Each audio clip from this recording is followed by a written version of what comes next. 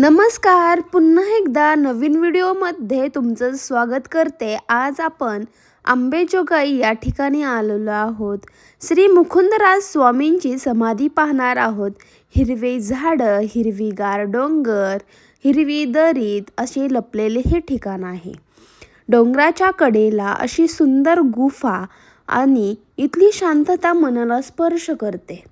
या ठिकाणात पाऊल टाकताच एक वेगळी पॉझिटिव्ह एनर्जी जाणवते. अद्य कवी महाराष्ट्रातील खूप लोकांना माहीत नसेल, श्री मुकुंदराज स्वामींनी समाधी घेतल्यानंतर 75 वर्षानंतर श्री संत ज्ञानेश्वर महाराजांचा जन्म झालेला आहे.